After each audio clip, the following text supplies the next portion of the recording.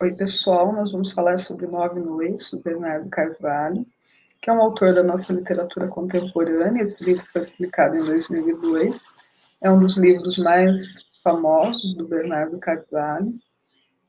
E para abrir a nossa discussão, eu coloquei aqui um trechinho que traz bem qual é a questão dessa obra.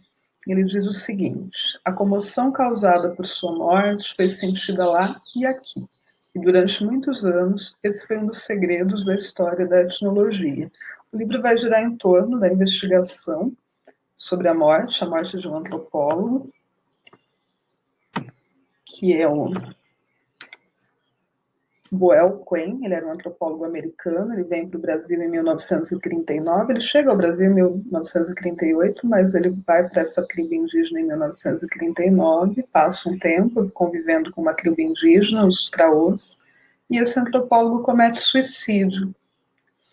Ele deixa uma carta explicando que os índios não tinham nada a ver com a morte dele, envia cartas para a família, para a orientadora dele, falando sobre o tempo que ele passou aqui no Brasil.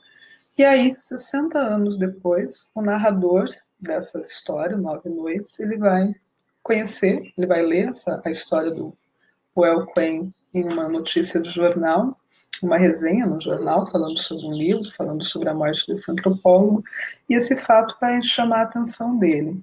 E ele vai ficar completamente fascinado por essa história, e vai começar a reunir documentos investigando a morte do Well Quinn, tentando entender o que teria levado o Quinn a cometer o suicídio. O livro, ele é interessante porque ele não é uma história, não é linear, né? A narrativa não tem uma linearidade, não tem um começo, meio e fim, ela vai, ela volta, a gente tem várias oscilações temporais ao longo da história. E também ele vai apresentar dois narradores. A gente tem um narrador, que é esse narrador jornalista, esse narrador investigador, que não é identificado ao longo da história, tá? Ele não tem nome.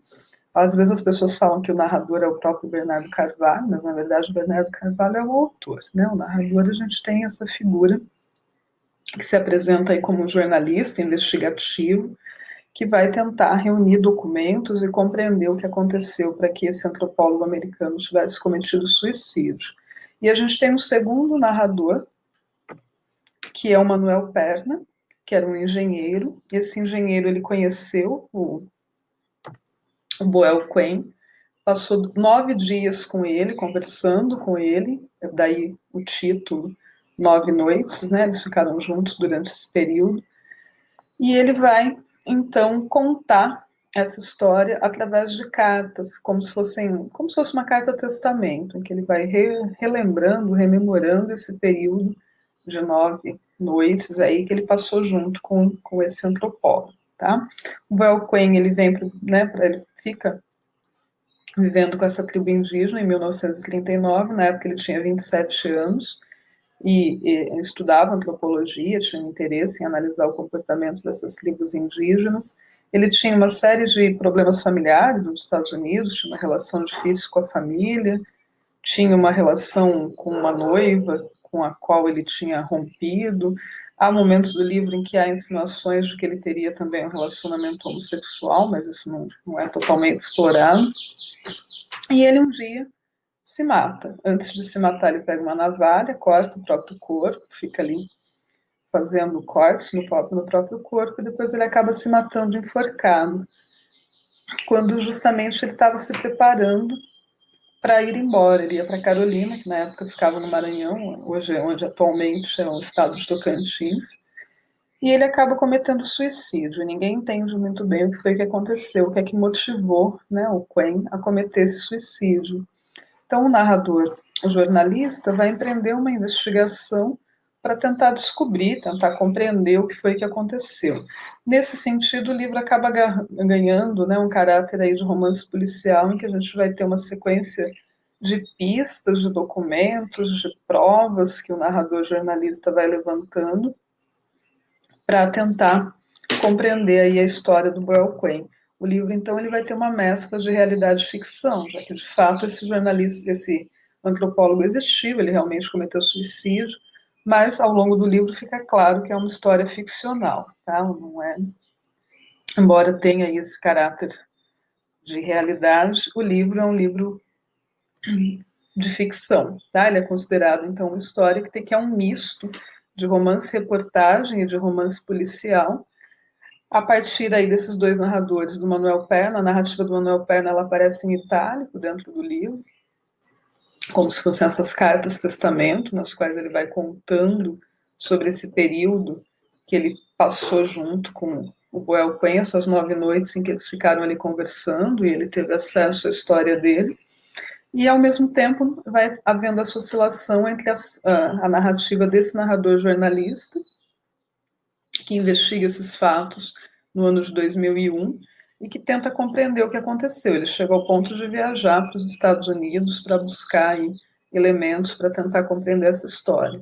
Junto com essa investigação que o narrador jornalista faz, né, e com todo o suspense que isso vai gerar, a gente tem também vários momentos em que esse narrador jornalista vai rememorar a própria história. Ele vai falar sobre o pai dele, por exemplo, com quem ele tinha uma relação difícil, o pai dele teve várias mulheres, vai ter um momento do livro em que o pai dele já no final da vida está num hospital, já agonizando, quase morrendo, e ele vai visitar o pai, e na cama ao lado, no quarto, havia um outro senhor, e esse senhor fala o nome do Boel Quen, então ele vai acabar estabelecendo uma relação entre esse senhor e um fotógrafo que ele acabou conhecendo e que fez umas fotografias para o Boel Quen, e isso vai servir também como uma pista para o narrador jornalista investigar, e ele vai acabar investigando tudo isso e vai descobrir aí uma série de questões.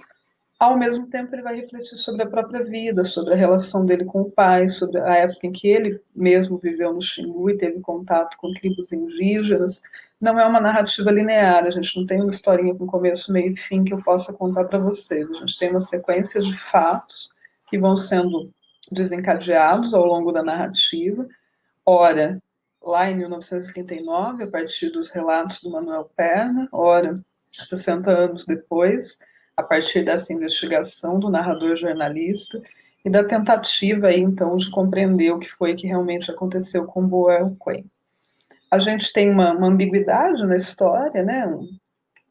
Um questionamento o tempo todo até que ponto o que está sendo colocado nesse relato era verdadeiro, até que ponto essa narrativa era uma narrativa inventada, uma narrativa construída.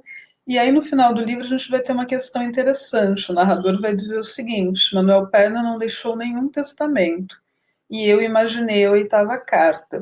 Ou seja, a gente percebe que, de fato, tudo aquilo era ficção, né? Nada foi deixado pelo amigo de Boel Quen. E aí a gente percebe o quê? Que o narrador, na verdade, né, o narrador jornalista era quem estava criando tudo isso, e a partir dessa criação ele faz também uma rememoração da infância dele ao lado do pai, da relação difícil, né, que ele mantinha com o pai.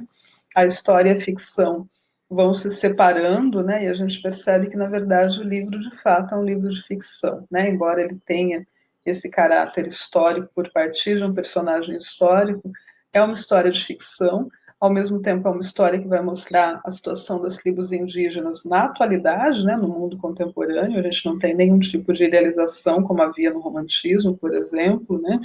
Os índios vão ser apresentados na sua contemporaneidade, na sua situação atual, e a gente percebe essa narrativa que vai mesclando, né, duas histórias, dois narradores, que vai trabalhando muito com o suspense, com essa busca de pistas, com essa construção, né, a partir de pistas que vão sendo colocadas, com a construção dessa história do Boel Quen a partir dessas 9 noites. É um livro bem curtinho, é uma narrativa que flui bem, a linguagem é simples, é um texto bem tranquilo, mas que deixa tudo muito em aberto, né? Nós, enquanto leitores, vamos tendo que seguir aí essas linhas de raciocínio, seguir esse narrador jornalista, acompanhar essas pistas que ele vai deixando para conseguir compreender a história. Tudo bem? Então, é isso. Até a próxima.